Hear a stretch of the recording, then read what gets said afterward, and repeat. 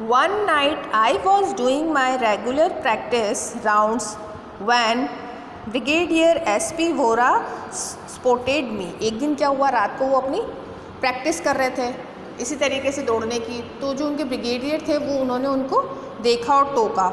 He was on his after dinner walk, और वो उस टाइम वो कहाँ पर, वो भी खाना खाने के बाद वॉक पे निकले. तो जब उनको दौड़ते हुए देखा तो फिर उन्होंने उनसे जाके पूछा, why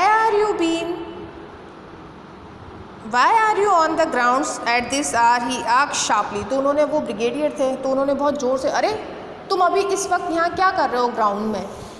sir, I said clicking my heels and snapping to attention. तो जैसे वो जो जवान होते हैं तो उनके जब ऑफिसर सामने आते हैं तो क्या करते हैं, अपने पैरों को उठा के और फिर उनको सल्यूट करते हैं. तो उन्होंने भी उनको बोला, तो उन्होंने भी इस तरह से अपने रिप्लाई किया, I tried to do a smart salute, thought I was breathing hard and dripping sweat from every pore. Sir, I panted, I am practicing for the 400 meter race. और जब वो मुझसे इस तरह से पूछा तो मैं एकदम से रुका. तो मैं इतनी तेज़ी से दौड़ रहा था कि मेरी जो सांसें हैं वो बहुत तेज़ चल रही थी, मेरा पूरा शरीर पे पसीना पसीना हो रहा था. और फिर उनको मैंने रिप्लाई क्या किया कि सर, मैं यहाँ पर 400 मीटर रेस के लिए प्रैक्टिस कर रहा हूँ. Practicing, why are you practicing at this hour, he asked sounding a little astonished. तो उनको बड़ा आश्चर्य हुआ और उन्होंने पूछा, तुम अभी क्यों प्रैक्टिस कर रहे हो, लेकिन इस टाइम तुम क्यों प्रैक्टिस कर रहे हो. Because I don't have time to particular during the day sir, I replied quietly. तो मैंने उनको क्या बोला कि सर, दिन में मुझे टाइम नहीं मिलता है क्योंकि मेरे पास इतना सारा वर्क रहता है कि मैं दिन में ये प्रैक्टिस नहीं कर पाता हूँ. तो शाम को जब मुझे टाइम मिलता है तो मैं अपनी 400 मीटर रेस के लिए प्रैक्टिस करता हूँ. He stared at me, then nodded and walked away briskly. I felt quite relieved that I had been let off easily. तो उन्होंने जब मेरी बात सुनी, उन्होंने मेरी तरफ देखा, फिर उन्होंने मुझे कुछ नहीं कहा, बस अपना सर थोड़ा सा उन्होंने हिलाया कि ठीक है, और फिर उन्होंने वहाँ से चलना शुरू किया और वो चले गए.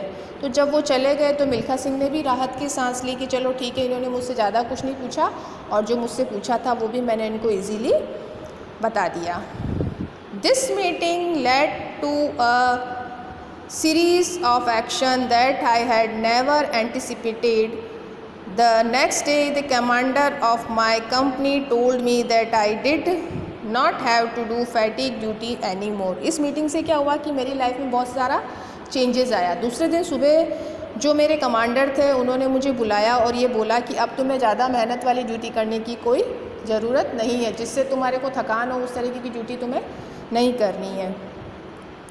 This give me more time to practice. और जब मुझे क्या हुआ, ड्यूटी से मुझे रिलैक्सेशन मिल गया तो मुझे अपनी रनिंग प्रैक्टिस के लिए बहुत ज़्यादा टाइम मिलने लग गया.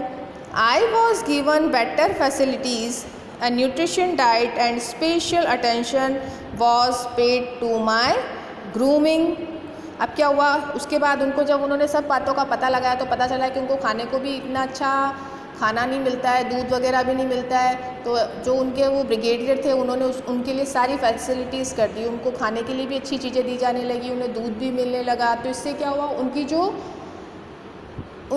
तो इस तरह से क्या हुआ कि उनकी जो पर्सनालिटी थी उससे ग्रूम हुई और उन्हें काफ़ी हेल्प मिली अपनी प्रैक्टिसिंग के लिए.